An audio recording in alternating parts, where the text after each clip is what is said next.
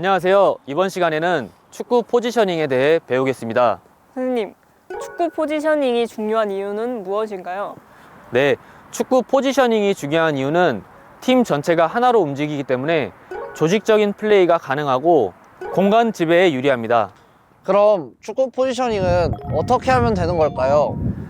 네, 축구 포지셔닝은 다양하지만 가장 일반적인 포메이션을 알려드리면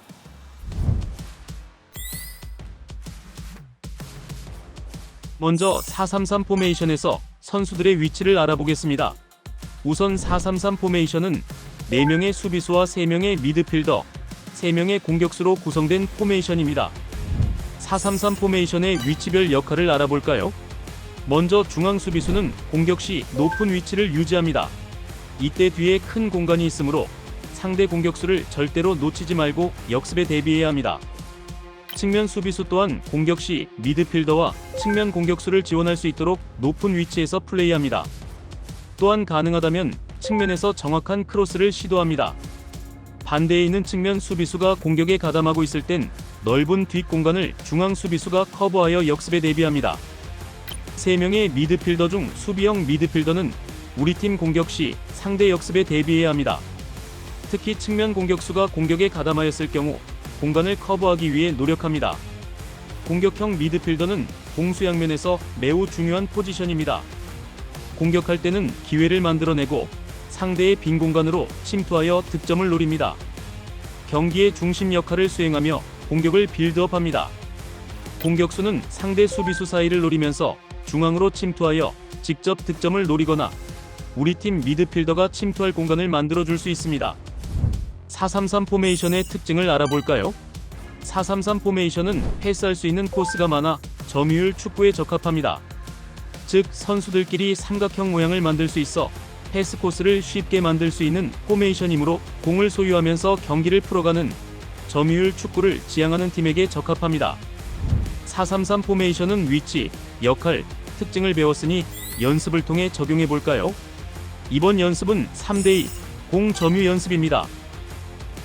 4-3-3 포메이션에서 좁은 공간에서의 패스를 통한 공 점유와 공수 전환을 연습할 수 있습니다. 3명씩 3개의 팀으로 구성하고 수비팀, 공격팀으로 역할을 나누고 A 구역과 B 구역에 위치합니다. 수비수는 A와 B 구역 사이에서 준비합니다. 공격팀은 자신의 구역에서 패스를 주고받다가 공간이 생기면 반대편 구역에 있는 공격팀의 패스를 연결합니다. 패스를 받은 공격팀은 같은 방식으로 연습을 진행합니다. 수비팀은 적극적으로 압박하며 패스를 차단해야 합니다. 수비팀은 2명씩 수비할 수 있습니다. 이를 위해 서로 역할을 정해서 수비합니다. 한 명은 A 구역과 B 구역 모두, 나머지는 각각 A 구역과 B 구역을 수비할 수 있도록 합니다. 이렇게 역할을 정하여 각 구역별로 수비할 수 있는 인원을 2명으로 제한합니다. 패스가 중간에 차단되었을 공격팀은 수비팀이 되고 수비팀은 공격팀으로 전환됩니다. 수비팀은 패스를 차단할 수 있도록 빠르게 압박을 시작합니다. 4-2-3-1 포메이션의 위치를 알아보겠습니다. 4-2-3-1 포메이션은 4명의 수비수와 5명의 미드필더, 1명의 공격수로 구성된 포메이션입니다. 4-2-3-1 포메이션의 위치별 역할을 알아볼까요? 중앙 수비수는 전방에 있는 공격형 미드필더, 공격수와의 거리가 멀어지지 않도록 라인을 위아래로 컨트롤해야 합니다. 전방과의 거리가 멀어지면 사이에 공간이 생기고 여기서 상대가 공을 잡으면 위협적인 공격을 허용할 수 있습니다. 상대팀 골키퍼로부터 시작되는 공격 전개가 시작되면 우리 팀 공격수와 미드필더는 전방에서 적극적으로 압박하며 상대의 패스 경로를 차단하는데 이때 상대 선수는 측면 수비수 방향으로 공을 전개합니다. 이때 측면 수비수는 상대가 공을 잡기 전에 가로챌지 또는 트래핑하는 순간을 노릴지 판단해 수비합니다. 수비형 미드필더는 팀 전체의 균형을 맞추고 흐트러졌을 때 수정합니다. 팀 전체가 전방 지역에서 압박할 때 전방 선수들에게 지시를 내리고 최종 수비 라인에 대해 전방과 멀어지지 않도록 라인 컨트롤을 지시합니다. 또 상대의 지공 시에는 수비형 미드필더와 수비수 사이 공간에 상대가 공을 패스하지 못하도록 막는 것도 중요합니다.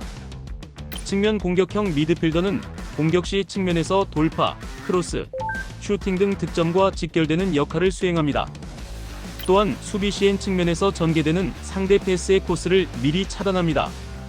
공격수는 최전방에 머무르며 골을 노려야 합니다.